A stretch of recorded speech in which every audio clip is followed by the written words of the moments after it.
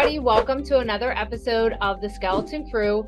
Today I have with me a very exceptional gentleman. His name is Jim Zhong. He is a clinical research fellow from the University of Leeds, and he is specializing in the field of interventional radiology and oncological imaging. Jim, thanks for being with us here today. Thank you very much, Jen. Really happy to be here, and thanks so much for the very kind introduction. Don't think I've been described as exceptional much at the workplace, so really appreciate your gratitude. Oh, my pleasure, my pleasure. So first, let's start. Can you tell me where the University of Leeds is? Yeah, it's a very good question. A lot of people in England probably don't even know where Leeds is. So it's a city, one of the largest cities actually in the UK. I think it by population is actually the second largest city, and it sits in the northeast of England. So sort of middle of the country between London, which is in the south, and say Scotland in the north. So let's go then. So you're currently a fellow, but we were talking beforehand that medical school is a little bit different in the UK than it is in the United States. But you started your quote unquote residency in radiology, and then you transitioned to your fellowship doing the research. Do you want to just give us a little background? Yeah, of course. So in the UK, traditionally, it's a 5 or 6 year undergraduate degree. So I completed that and graduated in 2013 from the University of Edinburgh in Scotland. And then you have to do 2 years of internships called foundation years before you get your full doctor's license. And then after that, you can apply and go into a radiology residency, which is 5 years in total. Or if you do the interventional radiology track, you do 3 years of diagnostic radiology, followed by 3 years of dedicated interventional radiology training. So out of the 6 years, I did 5 years before going out of the program to do a 3 year PhD, which is what I'm currently doing. And just in my last month of that, before I go into my final interventional radiology fellowship year from next month. You're like, the end is in sight. The end is in sight. Yes, the goalposts keep moving though, unfortunately. I'm sure when you first entered into starting into radiology, maybe you weren't exactly looking to do the PhD route, doing the fellowship and doing the research. So while you were within the radiology, what transitioned you to kind of change paths and move on into the research area? Yeah, it wasn't really until my third year of my residency where I had a research block, had a bit more time to get involved with research. And I think that was when I realized that with all the imaging data available, we don't really use the data as quantitative data. We look at images like a bit of an art. We look through the pictures, we give an opinion based on what we can see and also the clinical information, but we don't actually extract the quantitative numbers behind the pixels in the images. And you can get a lot more from imaging. And with the advent of AI now, there is a lot of potential to use CT, MRI data to characterize parts of diseases such as tumors, and in the future, hopefully use that information to give patients more accurate treatment options and also personalize their treatment, to improve their outcomes. So I saw the potential there, and I thought actually this is something that's quite exciting. I would like to get some more experience in that. And with a PhD, it's dedicated research training with very few clinical commitments, so you can really delve into that a bit more and get some of those useful skill sets, hopefully, that you can then apply to your interest area within radiology. So that was why I ended up considering doing a PhD. Okay. Was there something that was that happened during your IR residency that led you to that path? Yeah, so actually, that was how I got into the research. I was doing some work with the interventional oncologists within Leeds who are studying lots of the effects of ablative treatment. So you can insert probes into tumors now using image guidance, such as CT or MRI or ultrasound, and you can burn, freeze, electrocute tumors to treat them. And this is a different treatment option for solid organ tumors like liver tumors, kidney tumors, and you can stop patients from needing more invasive surgical procedures, which sometimes require longer hospital stays. And so it's less invasive way of treating these patients. So when I was studying these interventional oncology or IO treatment options, I thought, wow, actually there's a lot of potential here to understand how we can, better target these tumors. But also with cancer, the more I, learned about different cancer types, you realize that no two different tumors, even within the same organ, behave the same. There's a lot of different physiology within that tumor, and you can sometimes get that information from a scan. And so if we can understand and utilize that better, then we'll be able to also offer patients the most appropriate treatment for them. And now, as you know, there's too many treatment options for patients. Sometimes it's very difficult to know what is the best one that we can provide them. We're obviously biased depending on what specialty we work in. As a radiologist, as a surgeon, as an oncologist, obviously we always think our tools are maybe the best, and actually you should think about maybe what the patient wants and give them all the options and let them decide. So do you have a certain specialty of cancer that you've been researching? Yeah, so during the PhD, the main focus has been in prostate cancer, which obviously is the most common cancer in men. So, very widespread, and there are good treatment options for prostate cancer, but despite development in areas such as radiotherapy, which is a very common treatment for prostate cancer, it can still come back. And so part of the PhD is understanding, why some prostate cancers come back, why some prostate cancers are perhaps more resistant to the radiation that we deliver, and also how you can treat the patients who have recurrent prostate cancer better, either with radiotherapy or with other tools. So that's the main area I've been working in. Okay. So radiotherapy, I mean, I'm sure it's the same exact thing, but radiation therapy where the patient's going in, lying down, there's a specific area on the body that has been targeted, correct? And where the laser, not laser, but the radiation beam is being administered to. Yeah, so the way that you described is what we call external beam radiotherapy, where the source of the radiation is from outside the patient. So the patient lies within the sort of machine that moves around them and delivers a high dose of radiotherapy to the tumor site. So all this is planned beforehand by the radiation oncologist to limit the radiation to the surrounding organs around the tumor, and so to mainly accurately deliver it to the tumor so you can reduce the side effects of radiotherapy. The other way you can also deliver radiation is inserting a high dose of radiation into the patient. So for the prostate, for example, you can do that by inserting hollow tubes into the prostate gland and then delivering either seeds or temporary radiation sources to the prostate. And that delivers like a high dose within the tumor itself. That's called brachytherapy. Brachytherapy. Okay. I was reading different things that you have published, and I have that written down. Brachytherapy, question mark. Thank you for answering that without me having to ask. No problem. And it's crazy. I mean, like you said, it's the most common form of cancer that affects males. In one of your articles, it states 1 in 4 deaths for men. That's crazy.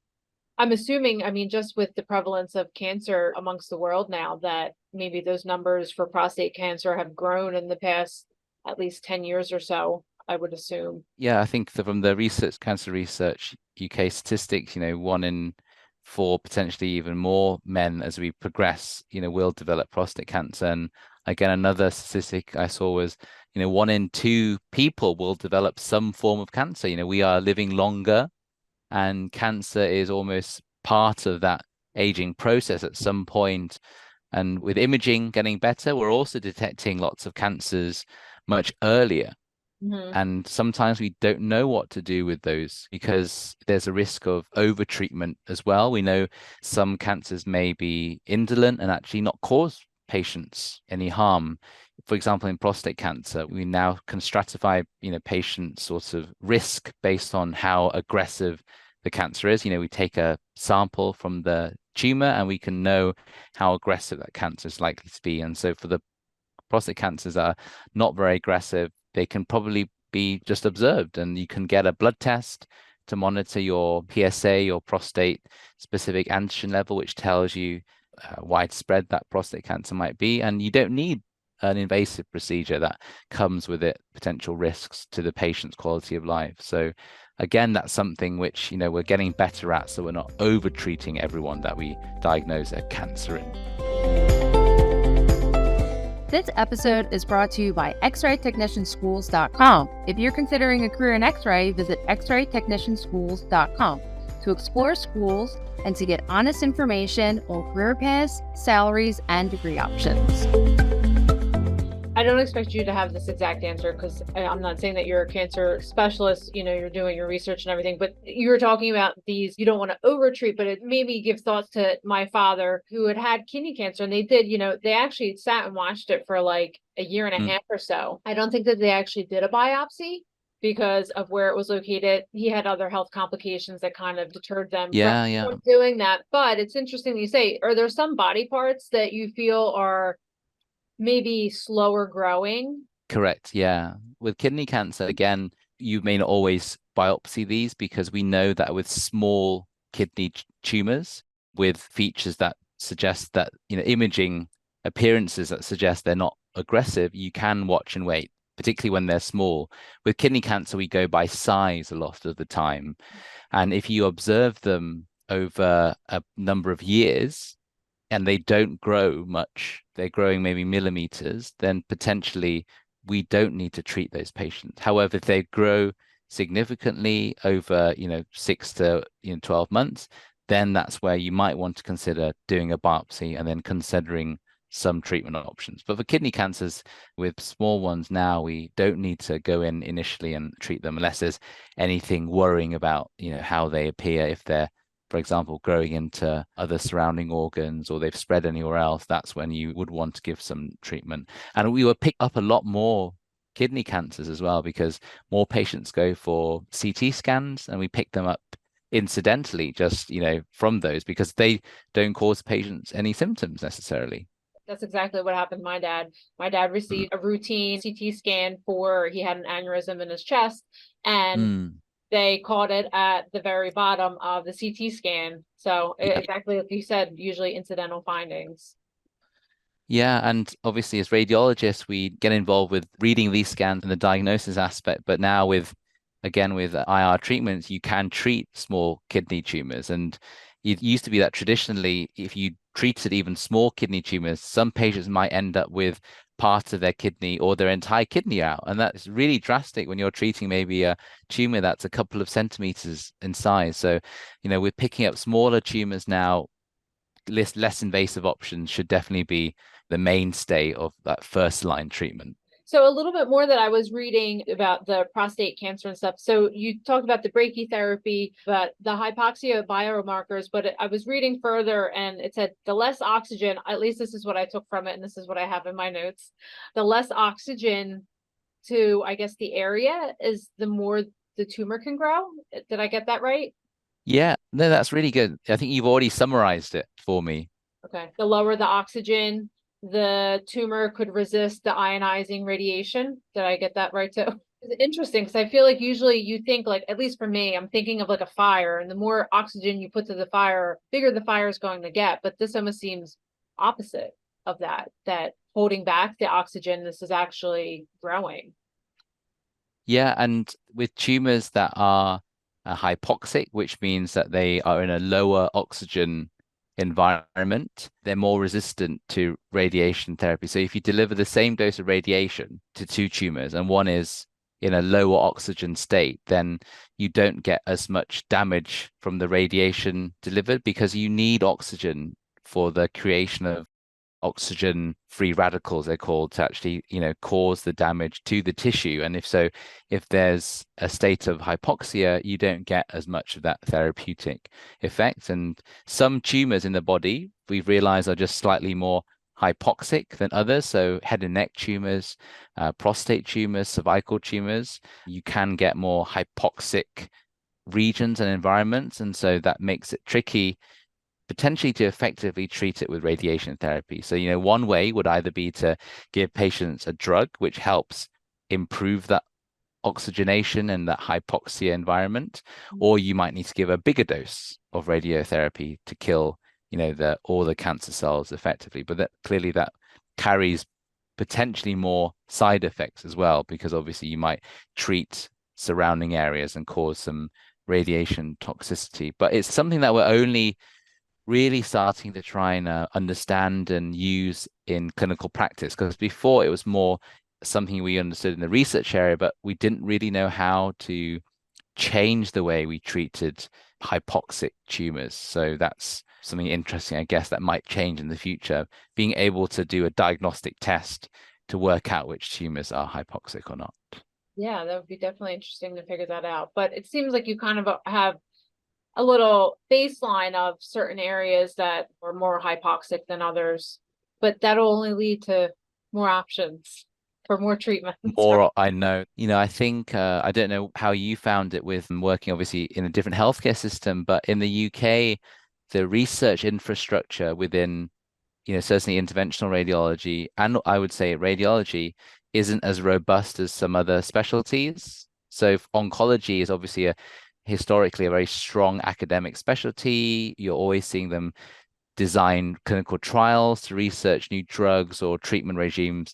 But you think of all the devices that we use in IR, and we don't really have much evidence for them. And I think part of my frustration was to try and allow trainees and future radiologists to have some more research training, because I think it's really important to understand how to do at least good research, or at least how to interpret clinical research papers so you can incorporate that learning into your practice. And otherwise, how are we going to push the specialty forwards, I guess, and know what's best for patients if we, aren't up to date with things ourselves? Right. Yeah, there's always room for improvement, right? I mean, and not to say ever not leave from what you've learned. I mean, that's always there for your base, but there's always more to build onto it, especially with all different information that's available that's coming out.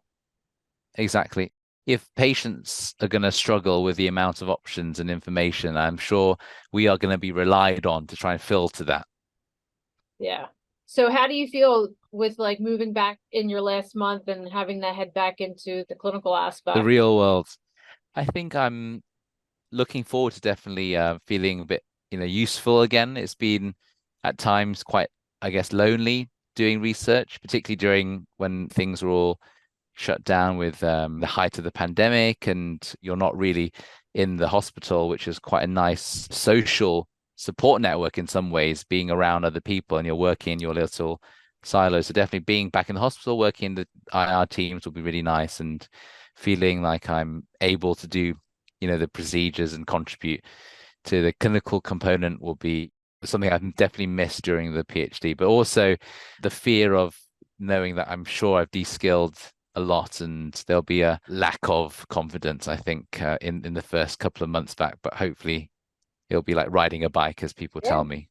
And remind me again, how long has it been since you've been out of the clinical role? I've been mainly doing research for the last 3 years. I still do usually every week some clinical work, so usually around prostate cancer, so prostate biopsies or brachytherapy delivery or some diagnostic radiology reporting, but nowhere near as much as the full-time clinical work that I was doing before the PhD. So I've been speaking to my training program director, and they were usually having these support meetings for trainees coming back from extended periods of leave. But usually in radiology, it's with, for example, trainees coming back from maternity leave, and there's definitely fewer coming back from doing, extended time out with research. But it's interesting to hear about how, you lack that confidence. Perhaps you do retain a lot of the skill set and the knowledge, but it's the confidence that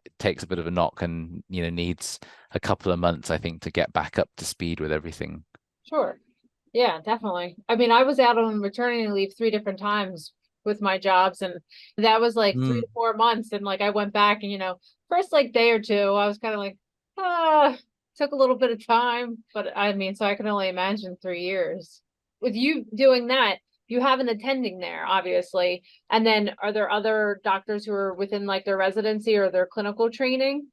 Usually in the angio suites for the list that we're a part of, we may have a senior trainee and a more junior trainee who might be a first or second year resident.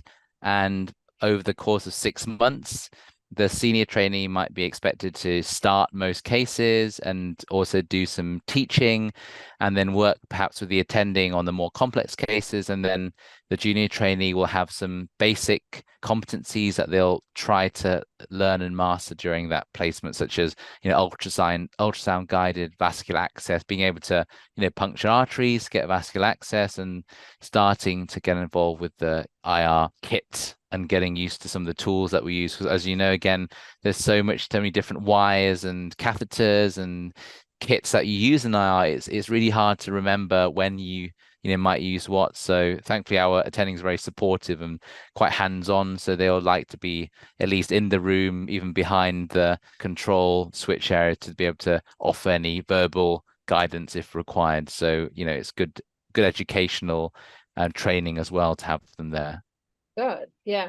So when you first started, did you feel comfortable being there with the attending, and then also to the IR tech would be with you? Because I'm assuming that in the UK it's the same as the US, that the IR tech is there to basically be a first assist to the doctor. How did you feel with your role between the two? Oh, that was great. I think that's one of the parts of the job that I love most, working in that multidisciplinary team. We have at least one, sometimes two IR techs. We have at least two IR nurses in the room as well, who are also assisting. Depending on the type of case, we might have other clinicians. So with the aortic stent graft cases, we normally have a vascular surgical resident or attending there. So it's great camaraderie and being able to, learn from each other. I definitely rely on the IR techs and the nurses so much with remembering names of things and kit to use. They've helped me out of pickle many, many times. So it's a good working environment from that aspect.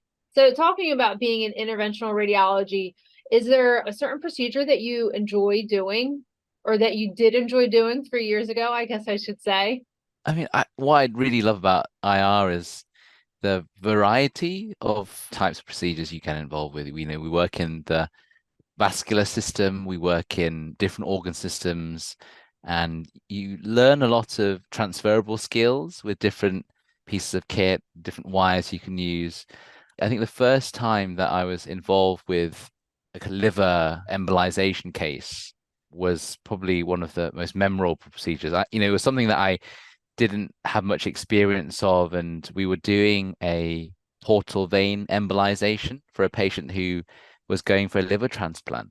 And this was a patient who potentially, if IR didn't exist, they wouldn't be able to have a liver transplant, because basically they had cancer of the liver, and we needed to block off the blood supply effectively to the part of the liver that was going to get chopped off, but also that would allow the part of the liver that was left in the patient's body to grow a bit, and that would give the patient some more time and they can potentially have a liver transplant. And it was a bit of a work of art, I remember, because I don't know if you've done these portal embolizations in your center, but the attending that was doing it, he was using an embolic to block the portal veins, and he just had this catheter, and I was watching the still image on the screen, and he just was like spinning this catheter around. Obviously you can't see what he's doing because he's twiddling the wire and catheter with his fingers, but on the screen you could see this little catheter, and it was just like rotating, filling all the veins perfectly with his embolic, which was mixed in with iodine, so it appears like black on the screen. I just beautifully made a cast out of all these portal veins, and as he was pulling it all back into the main portal vein, and it was just a beautiful work of art, literally, because obviously the final fluoride grab was an image with all these portal veins filled with this embolic agent. And I just thought, wow, Yeah. doesn't that look so cool? And I would never be able to do that now. I'd probably embolize all the wrong blood vessels and no one would get a liver transplant. But yeah, hopefully something I can aspire to be. Did that take him a while to do? Actually, no. He once he was in and he got the catheter in place, it probably took about a minute, but it felt like slow motion as he was doing it. Obviously, he's so experienced, he just knows how to spin the catheter so it engages all the correct portal vessels. Oh, wow. That's cool. So how about some of the things that we discussed, like you said, like the brachytherapy with like putting the container with the radio seeds Is that something that your IR department at Leeds had done? So you've seen that before? Yeah, so we do that with radiation oncologists because the radiation oncologist actually delivers the dose, the seeds, or the radiation dose to the prostate, as an example. But the radiologist's role there is to review the ultrasound imaging because it's done under ultrasound guidance. The tubes themselves are inserted through the perineum. So the patient is anesthetized. They have a transrectal ultrasound probe so we can visualize the prostate. And then through the perineum, we deliver lots of these tiny, tiny little hollow needles effectively. And then you deliver the dose down those needles. It's all planned beforehand. So you know exactly the dose required to whatever part of the prostate gland. And it's all planned on the MRI that the patient's had before the procedure. So the technical component is quite quick. There's a lot more time required to actually plan the dose so that you don't treat too much around the bladder or around the rectum, because obviously that causes side effects. So it's the hard work a lot of the time is actually in the preparation rather than the technical aspect of getting into the prostate, which is a established way, transperineal approach. That's how we do biopsies as well now of the prostate. So we're quite familiar with that technical approach. Yeah. Isn't it, while you're sitting here like saying with all the different modalities that go into planning something like this, isn't it kind of almost like simplistic how it's like you can't do this without the many different modalities? You said MRI, ultrasound, you're doing this under X-ray guidance, which is in the interventional suite. So you have at least 3 different components underneath the radiology umbrella, all working together to treat this person. I mean, it's not simple at all, I'm sure, putting it all together, but it just all meshes together, that you pulling different puzzle pieces together to make a treatment. I guess again shows the value of imaging now, right, in modern healthcare, which I think people don't realize how radiology is so central to a lot of patient management and even treatment now with IR options. And where would we be if we couldn't see into the body with all these imaging tools, right? It would just be blindly feeling around and then hoping that you can stick a needle in somewhere and get a tissue specimen and maybe go through about 5 different organs that you don't want to. Because I think when I was reading about how the first prostate biopsies were done, and it would just be, you do a digital rectal exam, try to find out where the prostate was, and just blindly would go in with a hollow bore tube and try to rip out a bit of prostate and probably rip out the rectum in the process. And it's like, oh God, what a barbaric. Yes. Who thought to do this? Why did they think of doing this procedure? Yeah, barbaric for sure. But I mean, you figure some of the things that are being used might not have been developed at that time. Like CAT scan and MRI really weren't seen until the 80s. Oh, yeah, exactly. And they've just gotten better and better, obviously, with technology and with like X-ray and ultrasound and everything, with technology getting better. I mean, this type of procedure that you're talking about could have happened like back in the 60s, and maybe all they had were... that you've suddenly made me realize one of your previous questions, Jen, was a memorable case.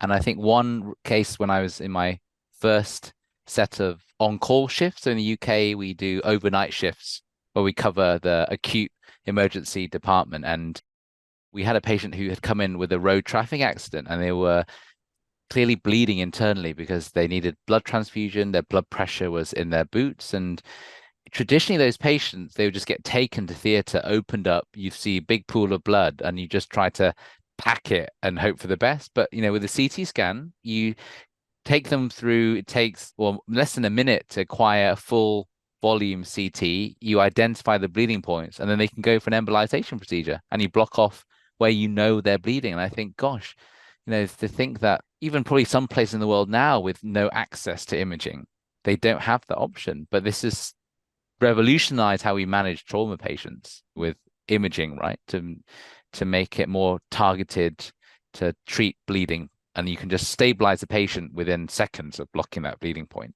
Right. Or for instance, I work in a hybrid OR room with vascular cardiac doctors. Same thing you're talking about, trauma patients coming in. They might have a dissected aorta somewhere within the body. And sometimes the patient does have to be opened. But with the advancements that have been done, they do everything endovascularly if they can. they'll go up through the femoral artery and try to repair the dissection of the aorta that way without having to open the patient up. So it's similar. I mean, probably 20 years ago, that wasn't the case. Like you said, Yeah. pack them and hope for the best, or open it up and try to figure out where it's coming from, which is crazy. Yeah. And then you think of the post-operative stay, the risk of getting pneumonia while being on a ventilator. It has lots of knock-on effects, doesn't it, as well? So what are you looking forward to then for your last bit of your education journey, Jim? So what's been, I guess, nice with the PhD in the last 6 months has been pulling everything together, getting the thesis all written and linking up all the small projects that you've done and sort of creating a story. And obviously it feels like actually you've done some work, because the first year I felt like I had no results, didn't really know what I was doing. It was a new area of radiology and cancer I was learning about. So it's nice to see things wrapping up and getting all pulled together. And then definitely going back into full-time clinical practice, working with the team, working with patients. That was something I definitely missed during my time doing research, and just feeling part of that patient pathway and seeing patients before and after they have procedures like tumor ablation, which is obviously something I quite passionate about from a research perspective as well. And there's lots of new technologies coming through as well. And so hopefully in the future, having gained some experience with the research aspect, learn how to be involved with clinical trials, we can start to actually translate some of these new technology into clinical practice and use that to treat patients in a less invasive way. And yeah, it'll be really exciting to combine the two going forward. That's great. Well, I wish you luck in the rest of your journey. Yeah, no. So hopefully a month to go PhD, another 12 months of training, but who knows? I'm sure I'll find some way to extend my training even longer, but hopefully not too long. A little bit further away. Yes, but thank you very much for having me and to talk through all these things. It's been really fun. Yeah, it was an enlightening conversation. I learned lots of new stuff. So thank you for explaining all that. I really do wish you lots of luck finishing out your medicine. And I hope that you're happy with what you do. Thank you. Yeah. All right, everybody, this is Jim Zhong, making some waves in the world of interventional radiology and then also to oncological imaging. So, all right, maybe I'll talk to you soon, Jim. Hope so, Jen. Thanks for your time. All right, everybody, thanks so much for watching. We'll see you soon. You've been watching The Skeleton Crew, brought to you by x-raytechnicianschools.com. On the next episode, join us to explore the present and the future of the rad tech career in the field of radiology.